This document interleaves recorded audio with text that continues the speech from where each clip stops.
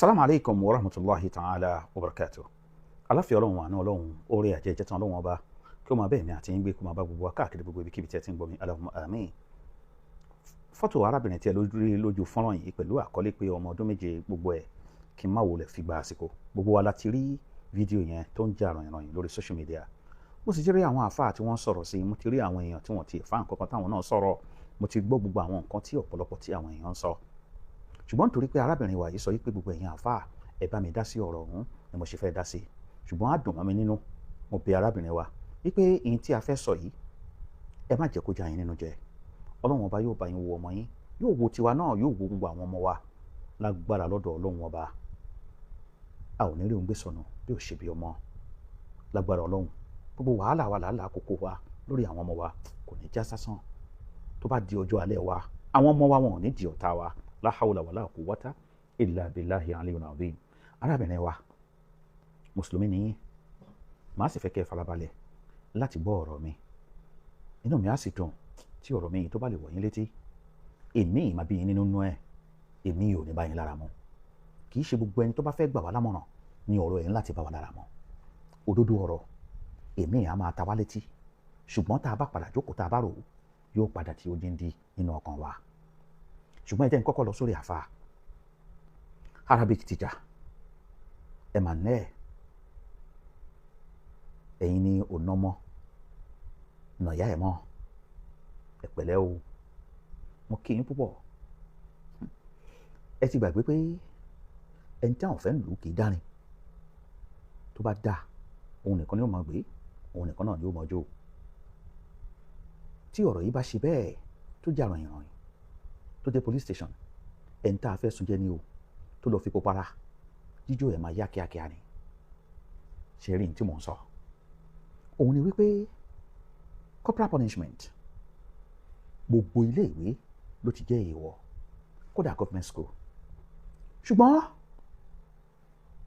tí maths teacher, English teacher tó bá na ọmọ, àti rí àwọn teachers, àti rí àwọn parents tó lọ na teacher mọ́ ilé ìwé, àti rí fídíò yẹn wà lórí social media dáadáa.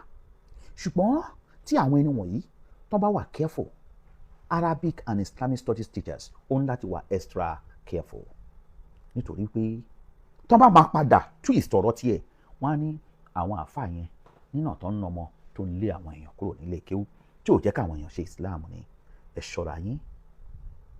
Ọ̀rọ̀ wípé ẹ fi plánkì oníṣòwò fẹ́ fi na ọmọ, ìyẹn ilé ìwé kan ò ní lajú ẹ̀ lẹ̀ tó ṣe pé business ni. Torí pé nursery and primary school tó jẹ́ private schools business ni. Ẹni tó dẹ̀ dá business sílẹ̀ ò ní fẹ́ kí business òun bàjẹ́ kó wá rí i pé teacher kan nínú ilé ìwé ó gbé plánkì tó ní ṣò lọ́wọ́, ó wà lọ́wọ́ ẹ̀ nínú classroom láti fi máa na ọmọ. Ìyẹn òun ṣọ̀rọ̀ lọ́dọ̀ ti tèmi. Èmi o gẹ́gẹ́ bí ẹnìkan kò kí ń ṣọ̀rọ̀. Ṣùgbọ́n ẹ ṣọ́ra. Ẹlẹ́ẹ̀kejì, ìyá wa, mo ti ṣàdúrà fún yín. Ọlọ́run ó bá wa wo ọmọ yín, yóò wò tí wàá ọmọ gbogbo wa. Ṣùgbọ́n mo fẹ́ béèrè ìbéèrè kan lọ́wọ́ yín. Ẹ sọ àwọn ọ̀rọ̀ kan nínú fídíò yẹn. Ẹni ẹ ti kọ́kọ́ lọ sí ilé ìwé, ẹni àwọn management wọ́n dìde sí ọ̀rọ̀ ọ̀hún débi wípé wọ́n fi sọ wípé kí ẹni yìí kó apologize. Ẹ ló feel reluctant, but feeling reluctant kò mean pé kò apologize. Ó apologize lọ́wọ́ yín. Ẹni wọ́n ṣe dáadáa. Wọ́n á fẹ́ bèrè lọ́wọ́ yín nígbà tí ẹ máa wá gbé ọ̀rọ̀ yẹn wá sí court of public opinion. Ǹjẹ́ ilé ìwé mọ̀? Ilé ìwé tẹ́ni ó ṣe dáadáa. Ṣé ẹ mọ̀ pé tí a bá máa fa ewé ègbòrò, ewé á fa igbó? Nísìnyí ẹ ti wá drag Arabic teacher online. Ṣé àwọn èèyàn ò ní bèrè ilé ìwé tí ọmọ náà tó ilé ìwé teacher yìí tó wà? Ṣé ẹ ṣèbí wípé àwọn èèyàn, ẹ sọ pé ẹ ní dárúkọ ilé ìwé, ṣé ẹ ṣèbí pé àwọn èèyàn máa skip question yẹn ni? Ṣé rí ẹnikẹ́ni tó bá dijú, tó bá sọ òkú sọ́jà, ó lè lọ bá ara ilé ẹni. Ẹni management school ṣe dáadáa, wọ́n sọ dáadáa lórí ọ̀rọ̀ àkọ́kọ́. Nígbà tí ẹ fẹ́ wá sí court of public opinion, ǹjẹ́ ẹ fi tún wọn létí? Ìyẹn number 1. Number 2, ṣé rí àwọn ọmọ wa, ọ̀pọ̀lọpọ̀ àwọn ọmọ wa, àwa òbí, ṣé rí àwa òbí, àwa là ń jẹ́ kí ọmọ kó ṣe nǹkan tó fẹ́ ṣe. Ṣé ẹ rí gbogbo ọmọ kò sí èyí tí eré òwò ṣe bíi pé kí wọ́n lo Saturday Sunday kó di Monday kan sọ pé public holiday wà ló máa ń ṣe ọmọ kéékèèké. Àwa náà ká bèrè lọ́wọ́ ara wa. Kò sí ọmọ tí ò ní fẹ́ máa play game pẹ̀lú wa. Àwa òbí àwa ni a máa jẹ́ olùtọ́sọ́nà ẹ̀, nítorí pé àwọn ọmọ wọ̀nyí àwa gangan la máa tọ́ wọn sọ́nà.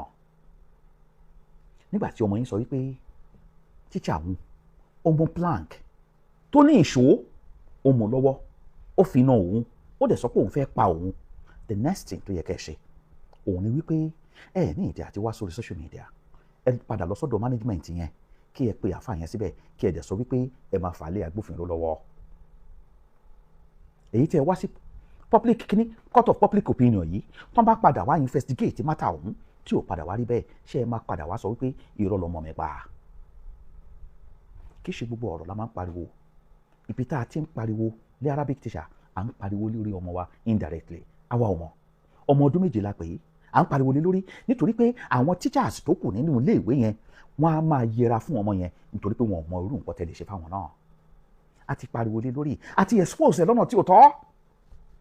Allah subhanahu wa ta'ala sọ fún wa nínú al-Qur'an ní wala yajrimannakum shana'anu qawmin alla ta'dilu i'dilu huwa aqrabu taqwa. Èèyàn kan ṣẹ̀mí kò gbọ́dọ̀ sọ pé ká má ṣe déédéé òun ló mú asúnmọ́ Ọlọ́run ọba wò. Arabic teacher lè ṣẹ̀yìn ṣùgbọ́n ẹ ṣe déédéé nítorí pé ọmọ èèyàn ni wá. Nígbà tí àwọn tó kù ẹ bá rí pé wọ́n ń drag ẹ̀ lórí ayélujára, wọ́n á wá máa wò pé ṣọ́rọ̀ yẹn ló tó yìí, ṣebí school ti dá sí, wọ́n á bẹ̀rẹ̀ sí ṣọ́ra, wọ́n sideline ọmọ yẹn. Èèyàn ni àwọn náà, kì í ṣe pé wọn ò ní kọ́ lẹ́kọ̀ọ́ ṣùgbọ́n wọn ò ní kọ́ rẹ̀ tiẹ̀ mọ́. Bẹ́ẹ̀ sì ni ojú mẹ́rin ló máa ń bímọ, ìgbà ojú ló máa ń wò ó. Gbogbo ẹnikẹ́ni tó bá fẹ́ kí ọmọ ẹ̀ gbọ́n láyé, tí èèyàn kan bá ṣe nǹkan tí ò dá sí ọmọ ẹ̀, á kọ́ lẹ́yìn, kò ní kọ́ lójú ọmọ yẹn. Á make sure pé òun pamper ọmọ òun ṣe dáadáa. Ṣùgbọ́n tó bá máa ja ìjà yẹn kò ní já lójú ọmọ, nítorí pé ọmọ lè rí gẹ́gẹ́ bí ìgbà yìí pé ń ṣe ni mọ́mì òun ń ṣe ló lọ na tíṣà nígbà tí tíṣà bá òun wí, wọn ò ní mọ̀ pé wọ́n ń correct tíṣà ni. Impression burúkú ló sì máa ń create sínú ọmọ. Ìyá wa ẹ dákun nítorí Ọlọ́run ká máa ṣe sùúrù tí ọ̀rọ̀ bá wá. Ẹlẹ́ẹ̀kẹta nínú ọ̀rọ̀ mi, àwa tí à ń dá sí ọ̀rọ̀ tá a bá ti gbọ́ ọ̀rọ̀ wá sí court of public opinion, táwa náà máa jáde táwa ní àwọn Arabic teacher yẹn ó di ìgbà tán bá ṣe wọn, àwọn Arabic teacher yẹn wọ́n ń na ọmọ, àwọn Arabic teacher yẹn ìkan tiẹ̀ sọ ó ní òun school Islamic school lòun lọ ṣùgbọ́n Arabic teacher yẹn òun ló jẹ́ kóun hate Islam. Jẹ́ n sọ fún ẹ, lọ wo gbogbo àkọsílẹ̀ àwọn tí wọ́n gbé lọ sí court tán sentence wọn, àwọn tó ṣe pé wọ́n san fine lórí pé wọ́n na ọmọ tí ojú ọmọ fi fọ́, lọ mú Arabic teacher kan jáde nínú wọn. Ẹ má jẹ́ kí ìkórìíra ẹ̀sìn, ìkórìíra nǹkan tí ẹ ní fún ẹ̀sìn, ẹ má jẹ́ kí ọ̀rọ̀ ẹ̀ kó máa rùn jáde nínú ẹnu yín.